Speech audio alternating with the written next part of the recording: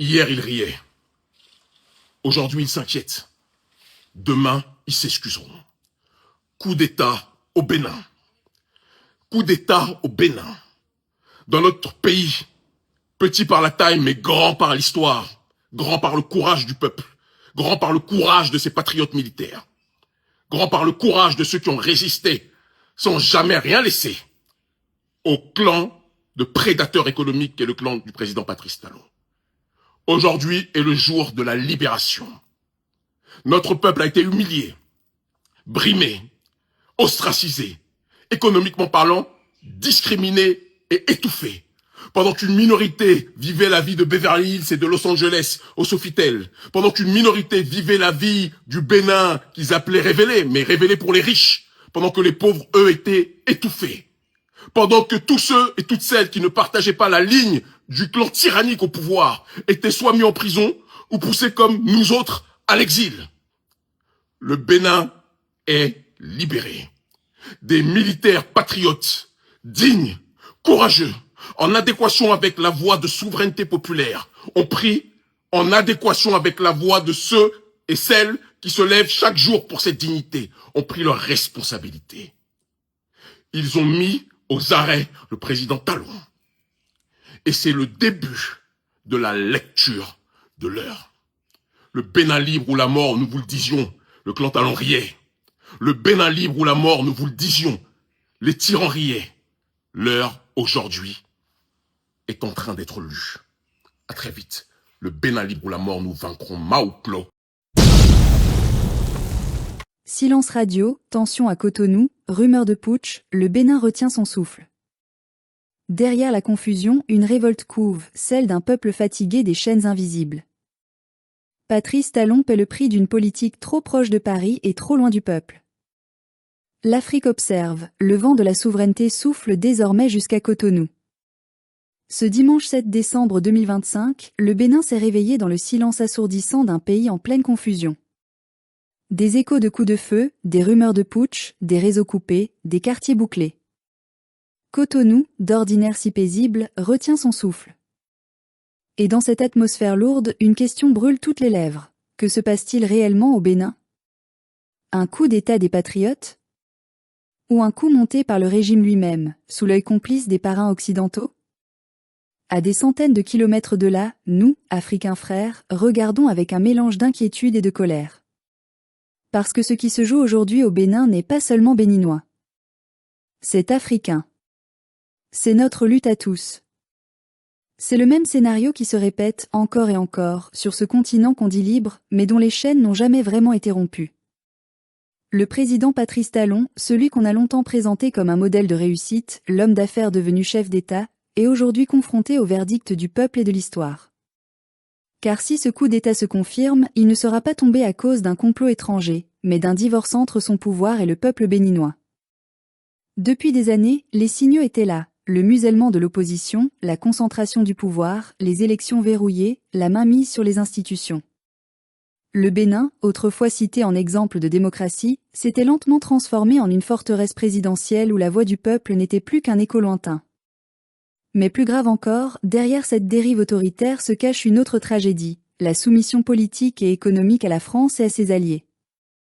Depuis son accession au pouvoir, Patrice Talon a marché dans les traces de ses prédécesseurs francophiles, gardant intact le cordon ombilical qui lie Porto Novo et Paris.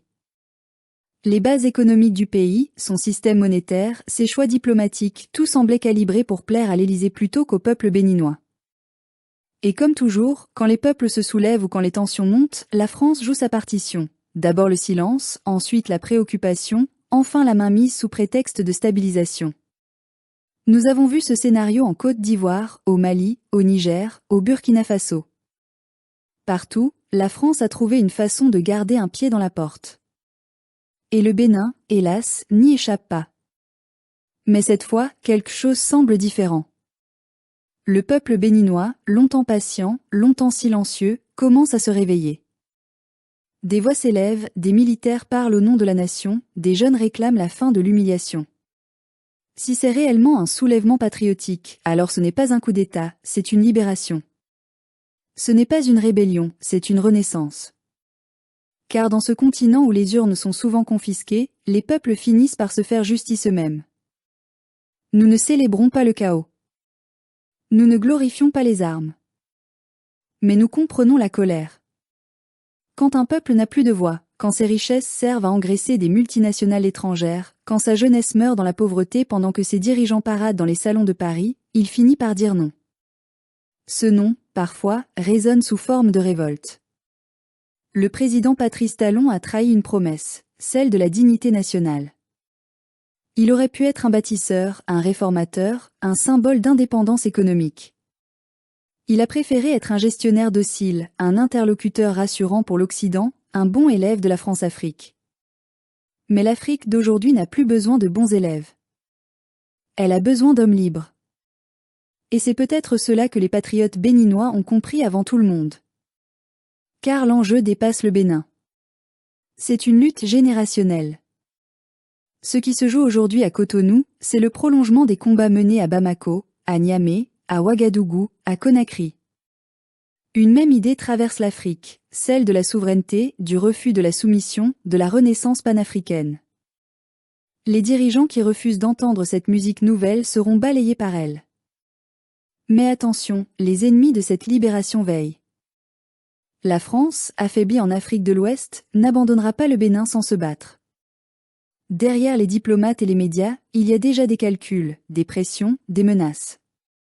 Si le coup vient réellement des patriotes, alors ils devront s'attendre à tout, au sabotage, à la désinformation, à la manipulation internationale. Car l'Occident ne tolère jamais qu'un peuple décide par lui-même. Et si, au contraire, tout cela n'était qu'une mise en scène ? Un autocoup, orchestré par le régime pour réaffirmer son autorité, pour neutraliser des adversaires, pour justifier une répression ? Ce ne serait pas une première en Afrique. Et si tel est le cas, alors c'est encore plus grave. Car cela signifierait que le pouvoir béninois utilise la peur et la confusion pour consolider son emprise, au mépris du peuple.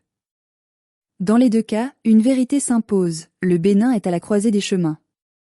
Soit il bascule dans une nouvelle ère de liberté, soit il s'enfonce dans la spirale de la dépendance.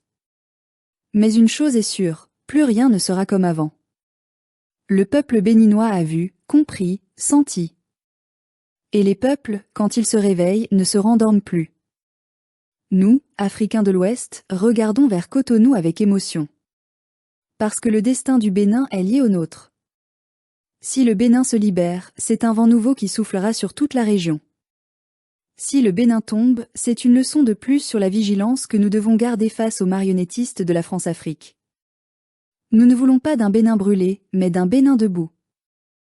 Pas d'un État fragile, mais d'un État fort, souverain, indépendant. Et cela commence par une rupture claire avec les logiques coloniales, avec les dictats économiques, avec les tutelles étrangères. Aujourd'hui, nous disons à nos frères béninois, tenez bon. La liberté a toujours un prix, mais c'est un prix que les peuples dignes paient avec honneur. Que ce soit par les urnes, par la rue ou par les armes, le cri d'un peuple pour sa souveraineté reste légitime. Et à la France, nous disons, assez. Assez de vos influences invisibles, de vos conseils amicaux, de vos interventions sous couvert de démocratie. L'Afrique n'est plus votre terrain de jeu.